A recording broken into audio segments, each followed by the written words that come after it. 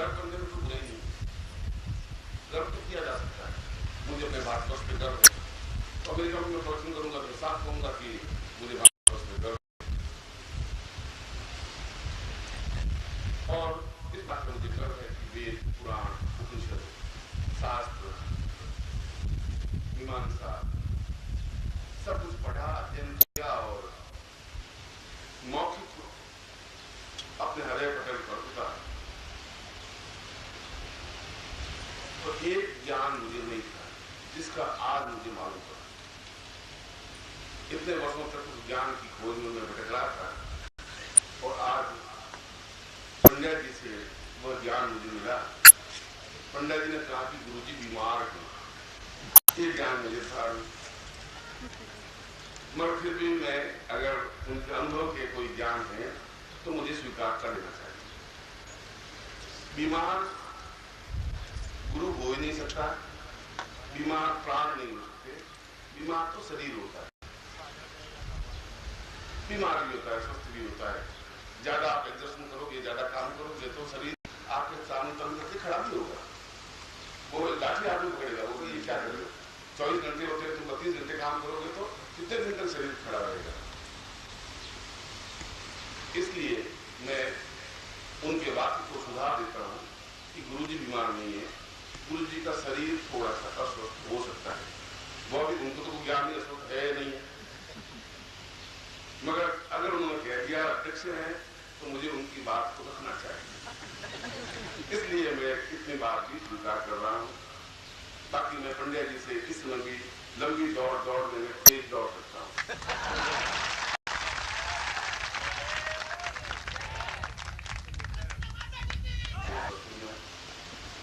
उनका कहना अपनी जगह सही था,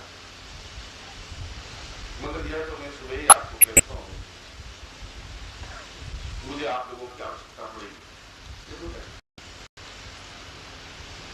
और आपकी प्रार्थना आधे किलोमीटर से ऊपर चलेगी नहीं और मेरी प्रार्थना के पूरी तक पहुंच जाएगी।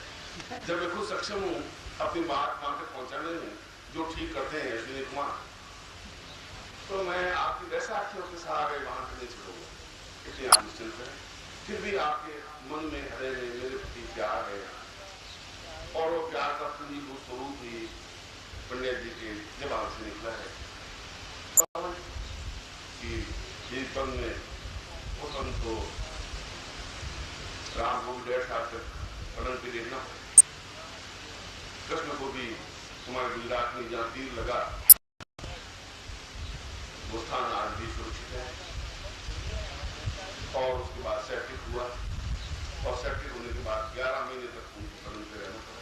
शरीर उनका भी कमजोर हुआ, रामकृष्ण परमहंस का भी हुआ,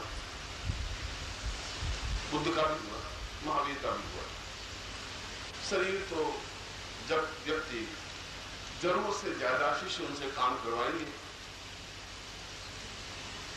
उनका कोई व्यक्तिगत काम तो नहीं, रोटी मुझे बनाने की जरूरत होती नहीं, आटा खरीद के लाने की जरूरत होती नहीं, बाजार में जाने की जरूरत होती नहीं, सब लाने की जरूरत, उससे काम ही नहीं होता। काम से उससे मिलना है और यदि आप मेरा काम बढ़ा देंगे तो शरीर बीच में आपके अंदर बीच में कभी कभी खराब हो जाएगा। इसलिए पंडित जी की और आप सब लोग निश्चिंत रहें, मेरा स्वास्थ्य बिल्कुल ठीक है।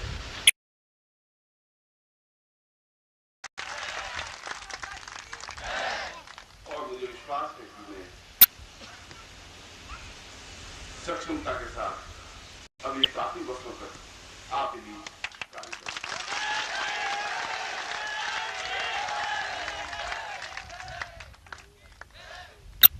काल तो बहुत छोटी चीज होती है,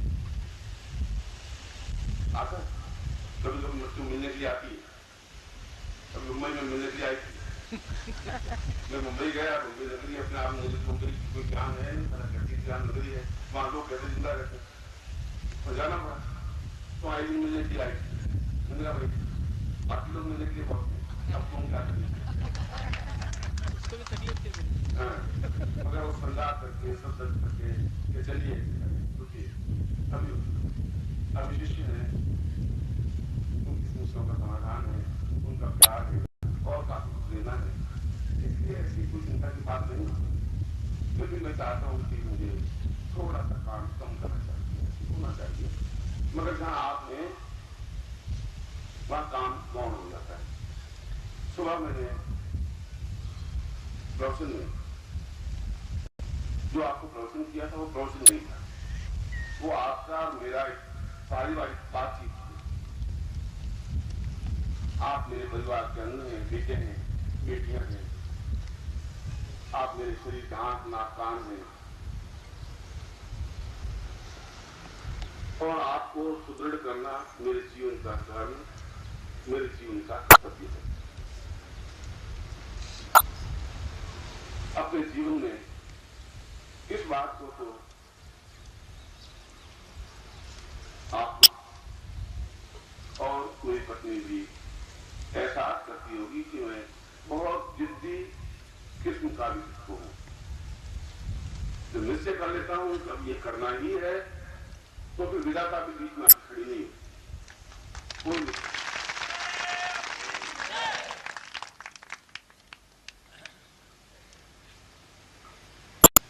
बाकी तो जब ये निश्चय किया ही है, जब मैंने आप लोगों से कहा है कि मैं आपको धोखा नहीं दूंगा, मैं आपको विश्वासघात नहीं करूंगा, मैं आपको मथा में छोड़ूंगा नहीं, मैं आपका हाथ पकड़ करके सिद्धाश्रम तक ले जाऊंगा, तो मुझे अपने सपनों को करूंगा।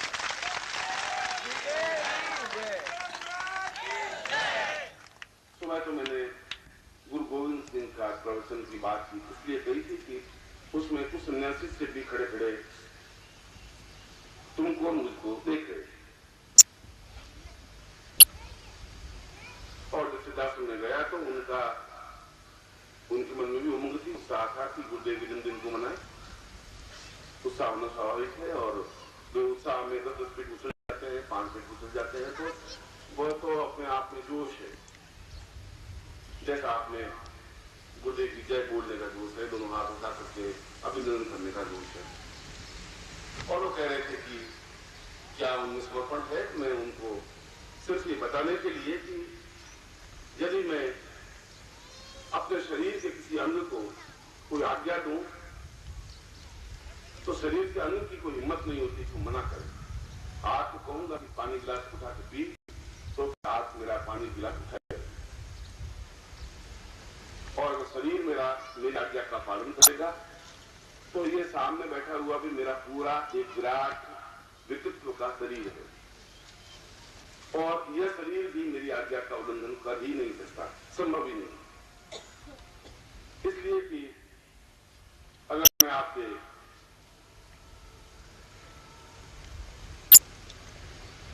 जीवन मांग लूं, तब भी आप हिचकिचाएंगे नहीं, इसलिए कि मुझे आप पे गर्व है, आप पे भरोसा है, आप पर विश्वास है, आप पर मेरा प्यार है।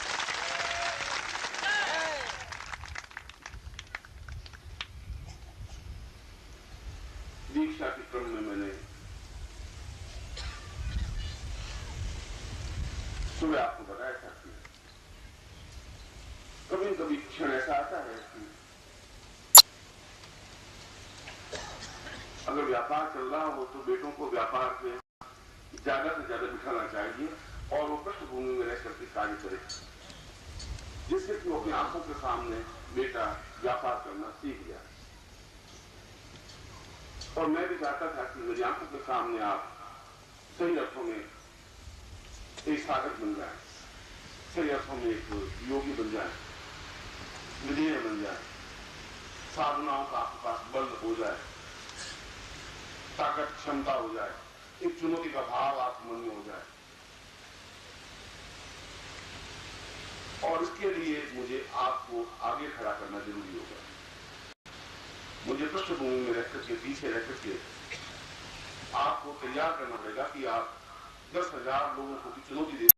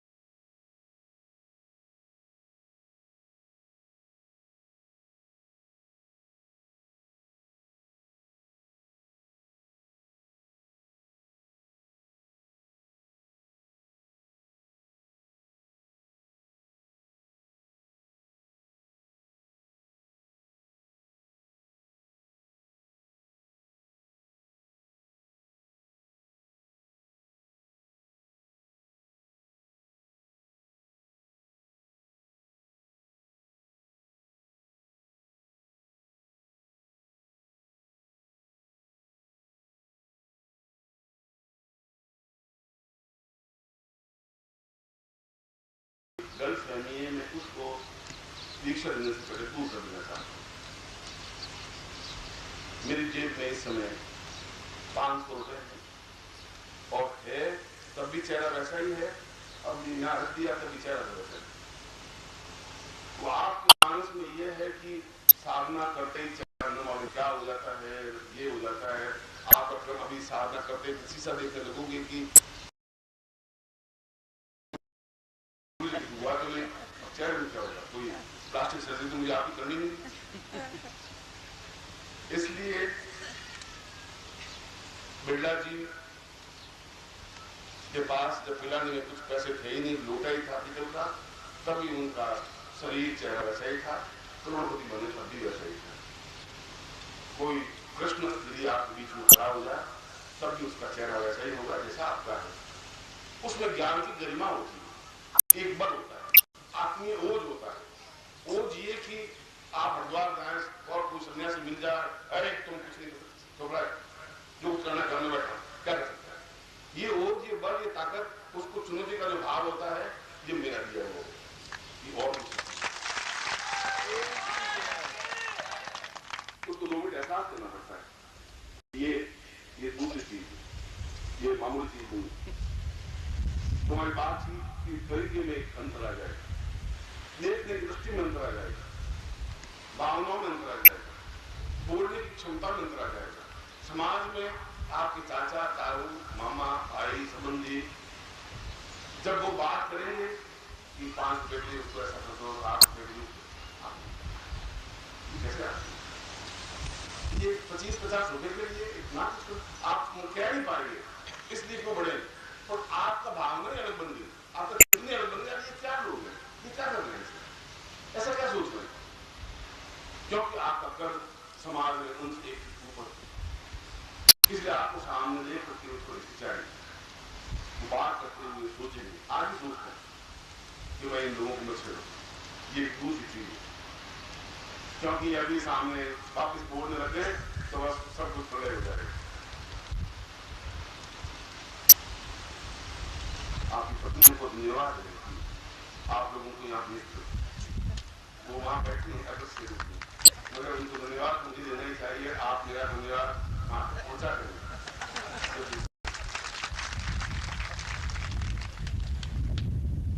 चंदूलाल जी बैठे बैठे कुछ काम कर रहे थे, एक 5 साल का बेटा उनके पास बैठा बैठा व्याकरण सीख रहा। व्याकरण में लिखा शेरनी जंगल में विचरण करती है। तो कहा पापा शेरनी कैसी होती है, उन्होंने कहा चिड़ियाघर में नहीं कहा, नहीं पापा शेरनी कैसी होती है।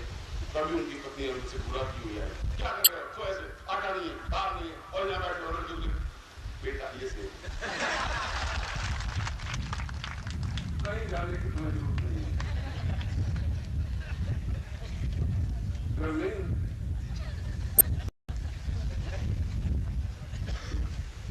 और आप कहते हो कि हमारा कंट्रोल, शेरनी को कंट्रोल की 20 साल चलते रहो, अरे के बस की बात नहीं होती। मुर्जा जाते हैं चेहरे, पीछे पड़ जाते हैं, हाथ में थैली आ जाती है आटे की, गर्दन दुख जाती है, ना हो जाती है। उन लोगों को देखिए आता है तुम्हारे जैसे चेहरे खड़े होते हैं उनके सामने, चलो ठीक है मैं अभी तो लाऊंगा, इसकी तारीफ है, जो तो अल्लाह करना हो कर खाली, बाकी में तारीफ है बाकी में छोड़ूंगा अभी नहीं।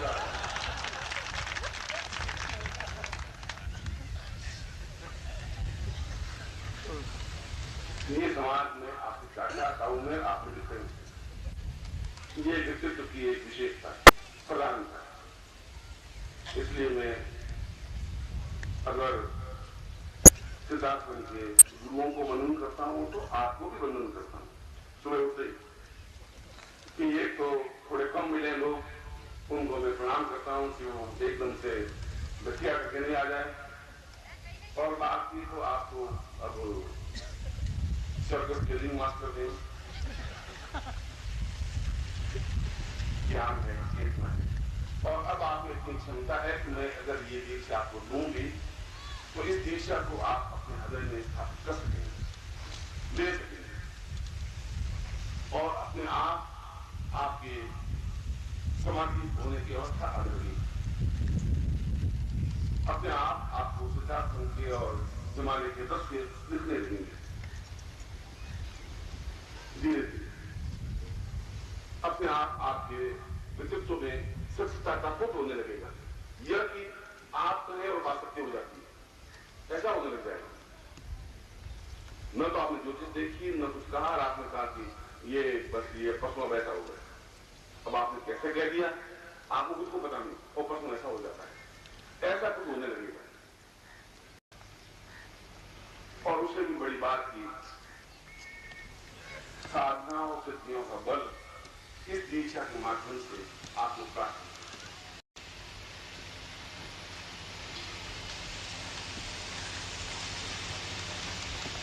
इस दीक्षा क्रम को संपन्न करने के बाद फिर गुरु समर्पण प्रयोग कार्यक्रम होगा, गुरु आरती होगी, समर्पण स्तुति होगी, फिर चरण स्पर्श कार्यक्रम या आगमन कार्यक्रम होगा, पूर्णाहुति होगी और विदाई कार्यक्रम। बीच में मुझे टाइम थोड़ा आने में ज्यादा लग गया और मैंने आपको बता दिया था कि दृश्य शिष्य तो आपको दिखाई दे जाते हैं और अदृश्य से गिर करके रोक देते हैं, आप दिखाई नहीं देते आपको, आप सोचते हैं कि क्या कर रहे हैं। और मैं आपको 30 तारीख को मुझे तो उनको भी संतुष्ट करना होगा, आपको भी आपके बीच में मुझे बैठना पड़ेगा, उनके बीच में भी बैठना पड़ेगा, उनकी बात को भी सुनना पड़ेगा, आपकी बात को भी सुनना पड़ेगा। एक क्षण ऐसा भी आएगा जहां आप बैठे हुए थे, एक दिन मैं भी नहीं बैठा हुआ, गुरु तो बाद में बना, और एक क्षण ऐसा भी आएगा कि आप भी किसी प्रकार के मंच पर बैठ सकेंगे, ज्ञान की सरिता प्रवाहित कर सकेंगे, आने वाली पीढ़ियों को एक मार्गदर्शन दे सकेंगे, जीवन की चेतना, जीवन की उमंग दे सकेंगे। ऐसा मुझे आप पर भरोसा है, ऐसा होगा ही, ऐसा ही मैं आपको आशीर्वाद दूंगा।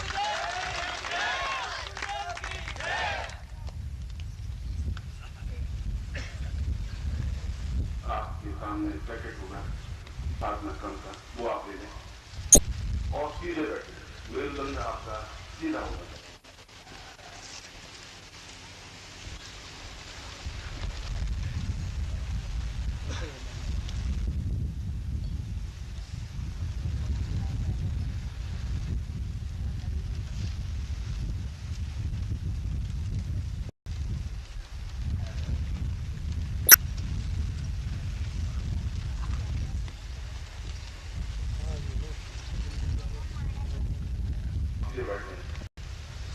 और मैंने कल भी कहा था कि अब्बास में निष्कंप बैठने की क्षमता आनी चाहिए,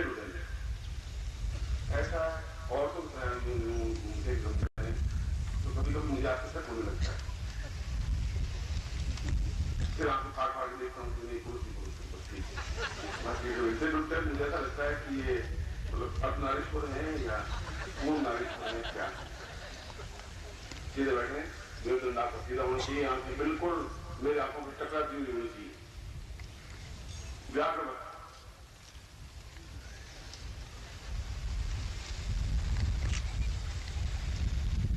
सबसे पहले मैं गणपति का वंदन करता हूँ, गणपति को प्रणाम करता हूँ और भगवान गणपति को प्रार्थना करता हूँ कि वे यहाँ उपस्थित हों, समस्त विघ्नों का नाश करने वाले, जीवन की पूर्णता देने वाले और श्रेष्ठता प्रदान करने वाले। आप बैठे इसी प्रकार से और आपकी आंख भाव नम होना चाहिए गणपति के प्रति। विघ्नेश्वराय वरदाय सुरप्रियाय लंबोदराय सकलाय जगद्दिताय नागार्जुनाय विभूषिताय योगीश्वराय गणाधिपते भक्तानाशनपराय परमेश्वराय सर्वेश्वराय सुराय सुरेश्वराय विद्याधराय विद्याय वामनाय भक्तप्रसन्न वरदाय नमो नमस्ते। नमस्ते ब्रह्मरूपाय विष्णुरूपाय नमः, नमस्ते रुद्ररूपाय कलिरूपाय नमः, विश्वरूप शिवरूपाय नमस्ते कुमचारिणे दत्तप्रियाय देवाय नमस्ते लंबोदरस्तुभ्यं सत्तन्मोदकप्रियं निर्विघ्नं कुरु मे देव सर्वकार्येषु सिद्धिदं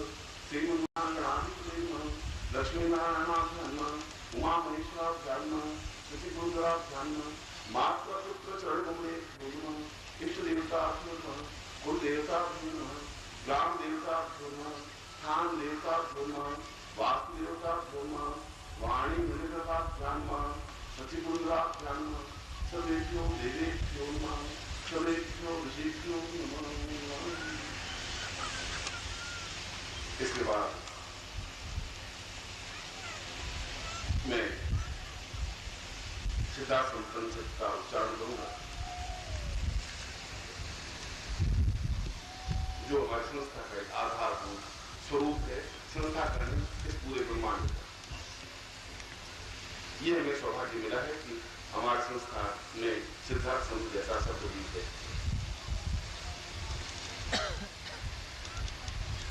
मैं इस पंचक को स्मरण इसलिए कर रहा हूं कि वहां के ऋषि मुनि, योगी, यति, सन्यासी, वशिष्ठ, विश्वामित्र, अत्रि, कणाद, पुलस्त्य, गौतम, मैं इस सिद्धार्थ पंचक के माध्यम से उनको आह्वान भी करता हूं कि आए, और मैं जिस कठिन और प्रबल दीक्षा को लेने जा रहा हूं उसका अवलोकन भी करें, देखें, वे उपस्थित हो, उनका आशीर्वाद हमें प्राप्त हो, उनके जीवन का चिंतन हमें प्राप्त हो। इसीलिए सिद्धार्थ पंचक उच्चरित किया जाता है। आपको सिद्धार्थ पंचक स्मरण नहीं होगा, मगर यदि कभी आप कैसे आपके पास हो, बार बार आप कभी बजाएंगे तो सिद्धार्थ पंचक स्मरण हो जाएगा। ऐसा आपके पास गुरु की वाणी या गुरु के प्रवचनों का कैसेट या इस प्रकार के सिद्धार्थ पंचक या जो कुछ भी ये हो, उनका संग्रह आपके पास रहना चाहिए। वही धरोहर है पीढ़ियों के लिए। आप अपने पीढ़ियों को और कुछ देकर नहीं जाएंगे, मगर यह भी अपने आप में एक अद्वितीय योगदान होगा उन पीढ़ियों का।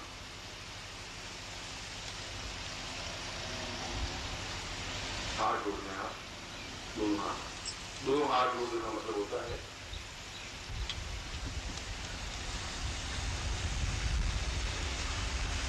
कि मैं इन पांचों कर्मेंद्रियों और इन पांचों ज्ञानेंद्रियों को एक साथ एकत्र कर पूर्णता के साथ आपको नमन करता हूं। ये बात है दोनों हाथ जोड़ने के पीछे अर्थ ये है। और मैं उन सब ऋषियों को और जो भी शिष्य आना चाहे सन्यासी से, उन सबको भी मैं इस सिद्धार्थ पंचक के माध्यम से आह्वान करता हूं कि वे दृश्य अदृश्य रूप में यहाँ उपस्थित हों और इन गृह शिष्यों को भी देखें जिनके हृदय में इस दीक्षा को लेने का हुक्म था। सिद्धार्थमूलम् परिपूर्ण रूपम्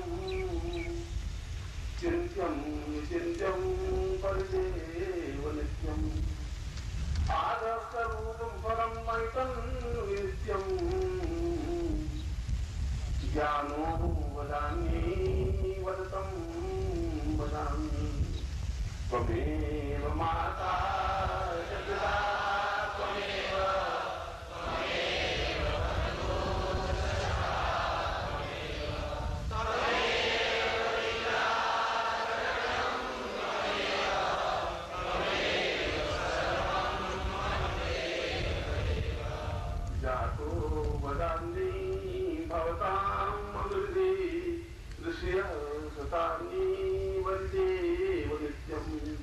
विश्वात्मनां पूर्ण भवेत् वदेन्यम् ज्ञानो वदायं सिद्धार्थमूलम् त्वमेव माता जगदा त्वमेव त्वमेव बन्धुः सखा त्वमेव पिता जगतं त्वमेव त्वमेव सर्वं त्वमेव विश्वात्मनां भूत भवेत् नित्यम् ऋषिः मुने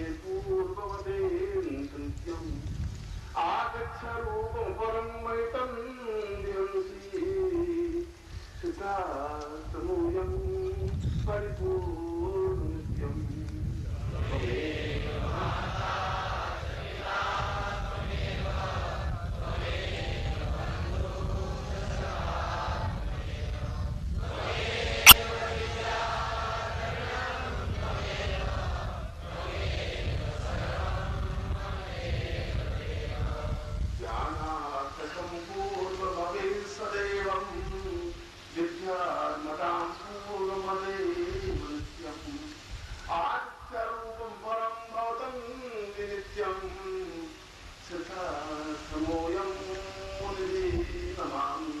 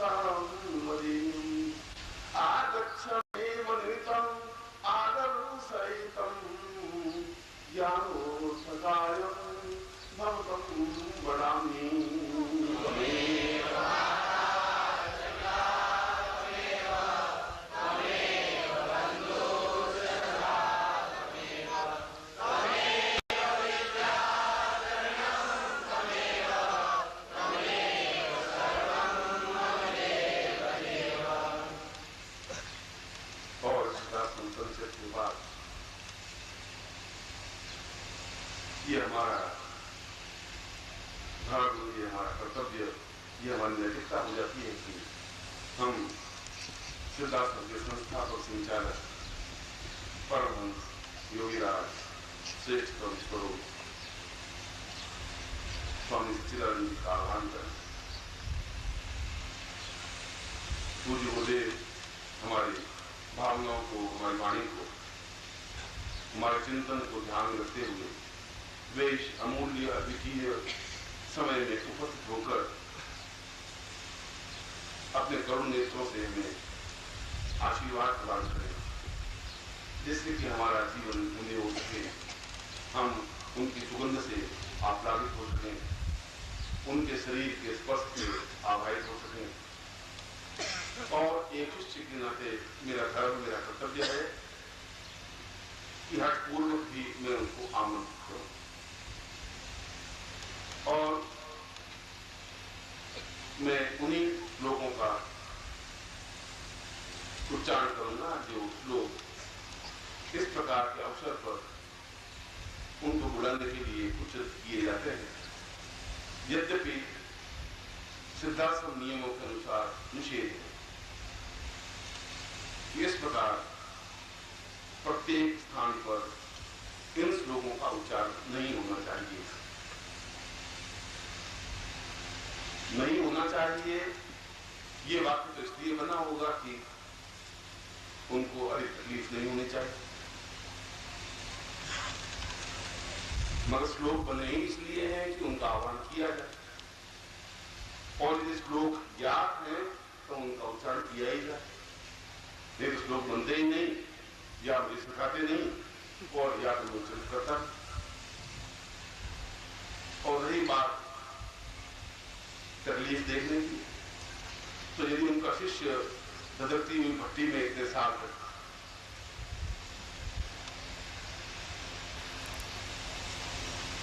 जल रहा है तो थोड़ा सा कष्ट उनको करना ही चाहिए, आना चाहिए और अवश्य आएंगे ही। निर्देश स्वामी की स्तुति शब्द कितने कमजोर नहीं हो सकते कि हम उच्चारण करें, मगर मेरे साथ आप हृदय में भक्ति होनी चाहिए, श्रद्धा होनी चाहिए, अवगत होना चाहिए, आदर होना चाहिए, श्रेष्ठता होनी चाहिए। मैं इस दीक्षा क्रम को प्रारंभ करने से पूर्व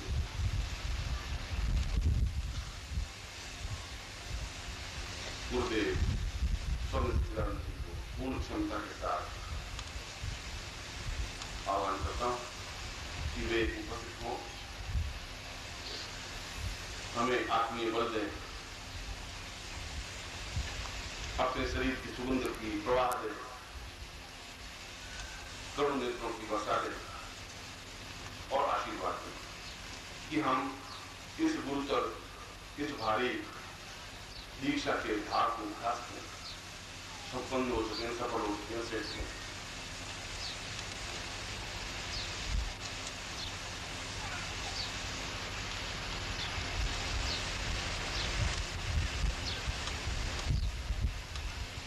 भावो त्वदामी गुरुं प्रणम्यं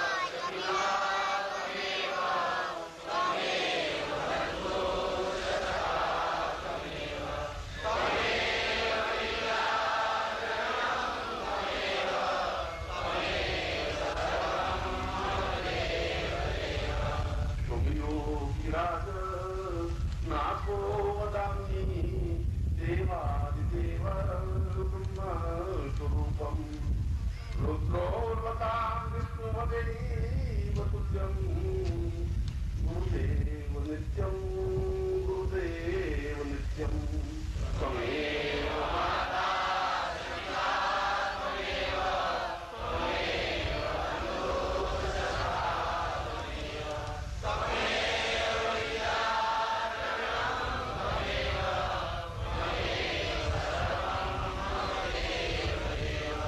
न जानामि ज्ञानं न जानामि पूजा न जानामि ज्ञानं नित्यं वरेण्यम् आं पूर्णमदे भवतां च वाणी गुरुदेव प्रणम्यं गुरुवं प्रणम्यं त्वमेव माता च पिता त्वमेव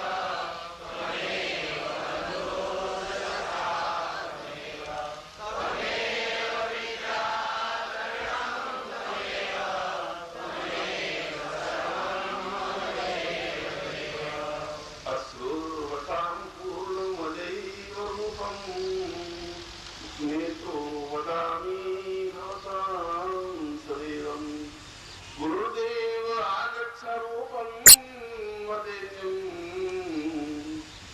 गुरुवं प्रणम्यं गुरुवं प्रणम्यं त्वमेव माता च पिता त्वमेव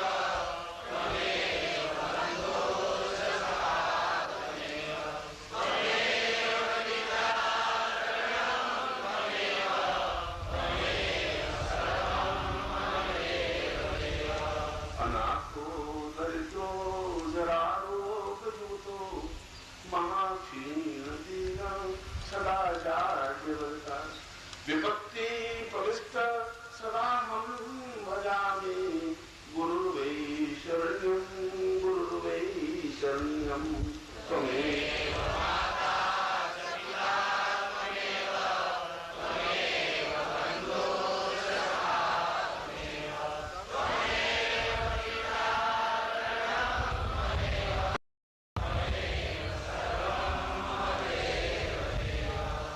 आवाहयामि आगच्छ रूपं गुरुदेव नित्यं आगच्छ नित्यं आगच्छ पूर्णमपरं मैतं विरूपं गुरुर्वै प्रणम्यं त्वमेव माता च पिता त्वमेव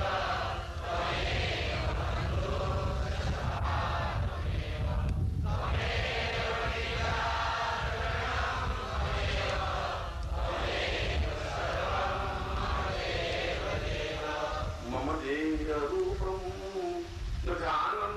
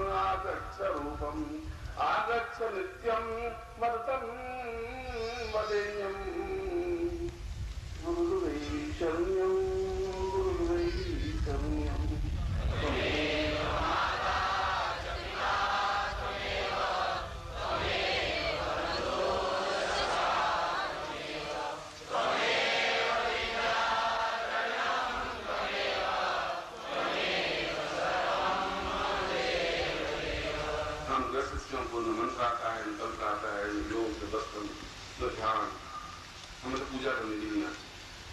हमारा शरीर अपवित्र है, हमारी वाणी अपवित्र है, हमारे विचार अपवित्र है, हमारा जीवन अपवित्र है। और इन अपवित्र अवयवों को लेकर के हम आपको बुलाएं, ऐसा तो संभव नहीं है। फिर भी एक बालक की हट हो सकती है कि आप हमारे बीच में हो। हमें और कोई मंत्र तो आता नहीं, मगर यह मंत्र तो आता ही है कि मैं हमेशा गुरुदेव की शरण में हूँ, मैं हमेशा गुरुदेव की शरण में हूँ। और मैं इसीलिए हम सब गृह शिष्यों के साथ, उपस्थित शिष्यों के साथ आपके आह्वान मंत्र को उच्चारित करता हुआ, आंसुओं के माध्यम से आपके पद को भिगोता हुआ,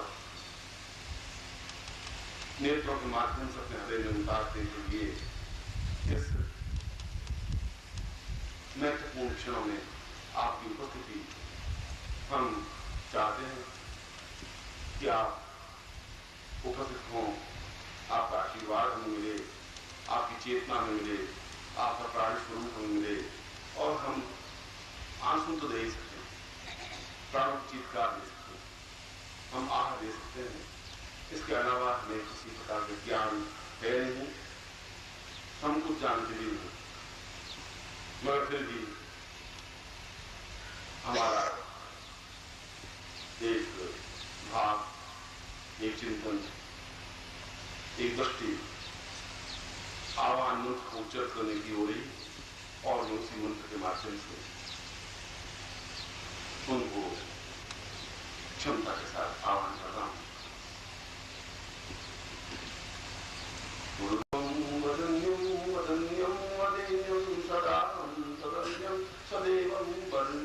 वसिष्ठो नतां पूर्वमदेव रूपं गुरुर्वैव नित्यं गुरुर्वैव नित्यं आवाहयामि भवतं वदेन्यं सहितं सदैवं करुणं वदेवम् आरम्भरूपं परं मैतन्विरूपम् आवाहयामि नागच्छन्त्यं हम त्वां वदेन्यं वाणीस्वरूपं चिन्त्यं विचिन्त्यं भवतां वरेण्यं सहितं सदैवं सहितं वरेण्यं गुरुर्वै वरेण्यं गुरुर्वै सदान्यम् आगच्छ पूर्वमपरं मैतन्नित्यम् अश्रुवतां पूर्वमदैव चिन्त्यं ज्ञानवतां पूर्वमदैव नित्यम् आशीर्वदें पूर्वमदैव नित्यम् आगच्छ रूपं परं मैतन्नित्यम् सत्यं विचिन्त्यमवतं भवतं शरण्यम्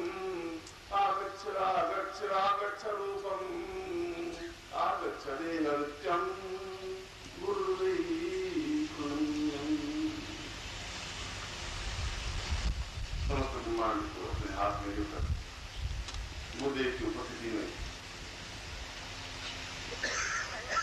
हम उस साधना क्रम को प्रारंभ करने जा रहे हैं। आपको अवश्य ही इस पूरे साधना क्रम में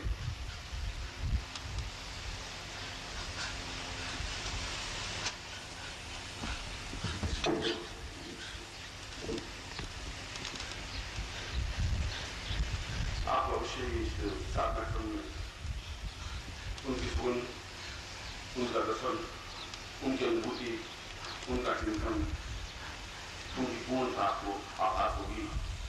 मैं उसी उनकी उपस्थिति में सीधे बैठ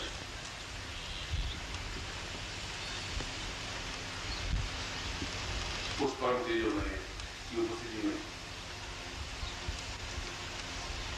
मैं उनकी आज्ञा का पालन करता हुआ, उनके आशीर्वाद का आकांक्षी होता हुआ, मैं आप सब लोगों को निर्देशानंद के रूप में दीक्षा देने जा रहा हूँ कि आप अपने जीवन में इस दीक्षा को प्राप्त कर जीवन की पूर्णता से श्रेष्ठता प्राप्त करें।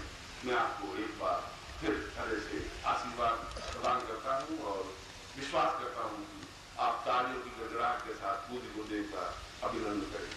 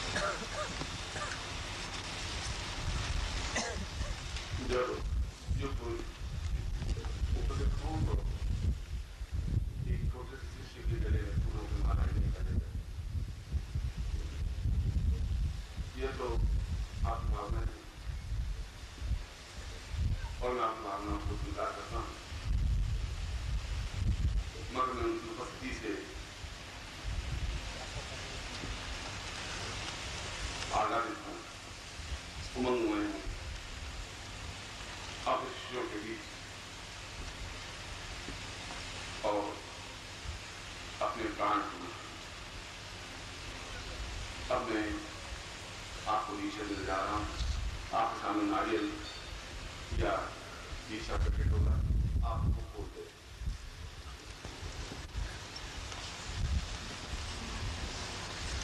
बाह्य पवित्रता के साथ साथ आंतरिक पवित्रता ओंकार की ध्वनि से ही संपन्न होती है।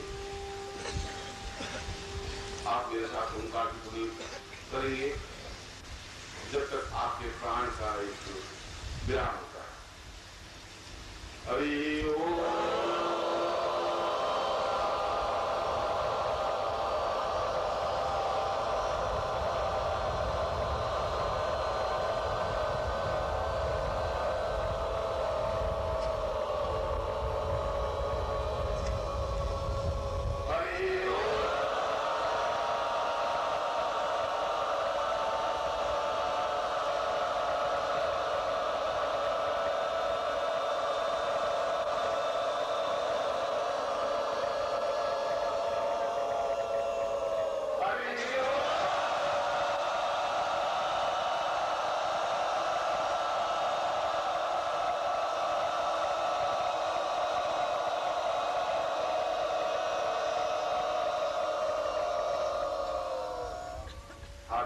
और बिल्कुल निष्कम भाव से आंख बंद करके आप बैठ जाए, ध्यान नहीं जो कुछ आपकी दिखाई आप देखें, मगर जब मैं अगला ओंकार नहीं करूँ तभी आप आंख खोलेंगे, तब तक आप बिल्कुल कुछ विचलित नहीं होंगे, पूरे समाधि मुद्रा में होंगे।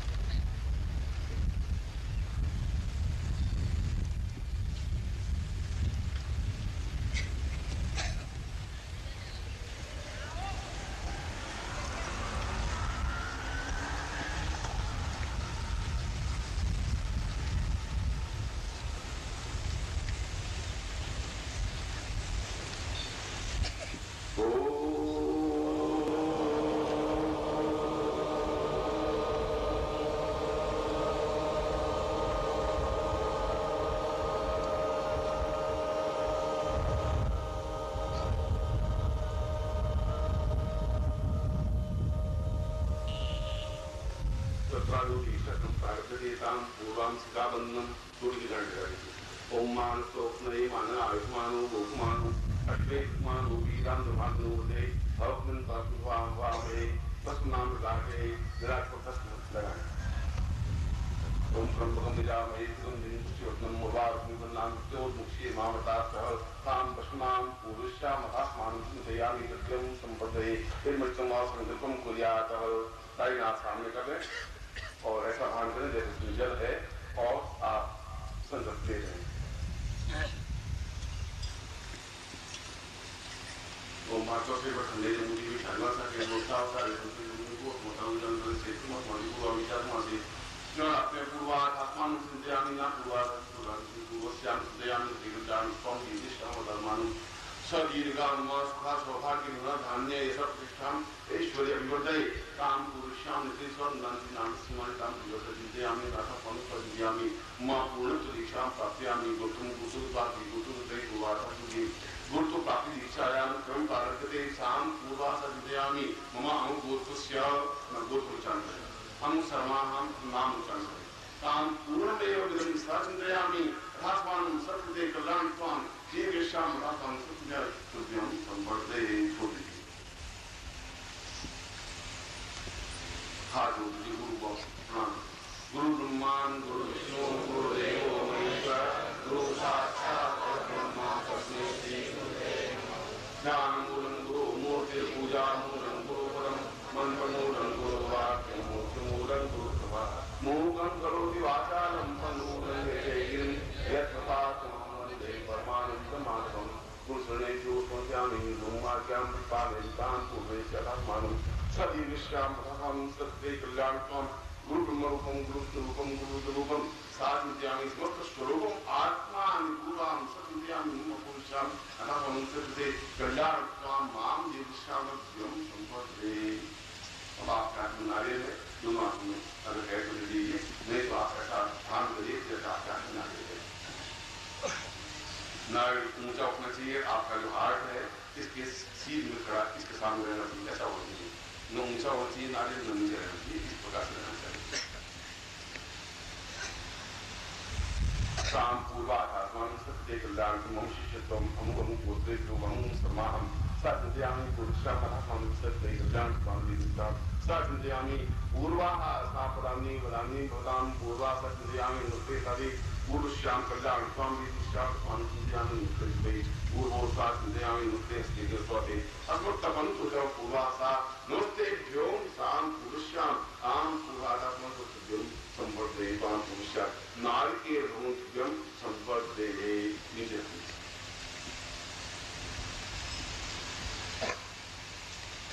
नारद का तात्पर्य है कि मैं ये दीक्षा को लेने से पूर्व अपने सिर को अपने अहंकार को पूरी तरह से आपके चरणों में समर्पित करता हूं। गुजरात में नारियल को खोपड़ा कहते हैं। खोपड़ा में खोपड़ी उस खोपड़ी में कई तरह के कर तर उतर भेद विभेद जो कुछ होते हैं उन सब को मैं आज आपके चरणों में समर्पित करता हूं। ये भाव नारियल को देवताओं के सामने रखने के पीछे होता है। सरकार जो पूर्वा तापमान अब आपके सामने जो सामग्री है उस सामग्री को एक लाइन कर किसी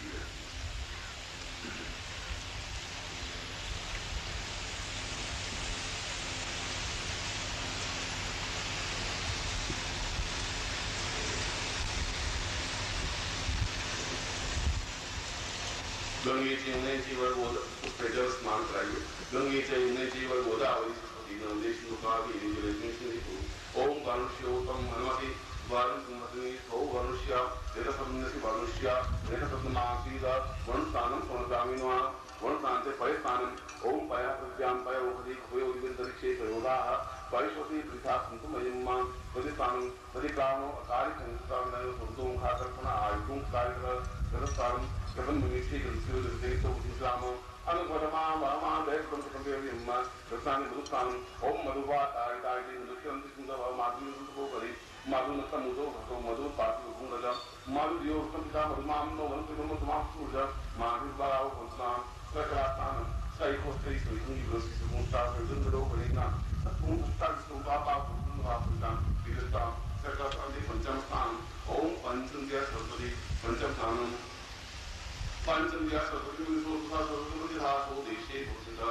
पंचम सुदोदस्थानं ओम सुप्रवादा सुप्रवादो परिवारस्तास्न स्वेता स्वेता स्वरूपे रुद्राय प्रकटे कर्णां जावां अवृत्तासि रोद्रोन्वा सुकांते धूपं संक्रामना धूपांते दीपं संक्रामना दीपांते नैवेद्यं संक्रामना नैवेद्यान्ते प्रदक्षिणां संक्रामना प्रदक्षिणान्ते संस्कृतं सर्वदे परिपूर्णतां पूर्णसां सचैतन्यो अथास्मानं सकृते कल्याणत्वं मम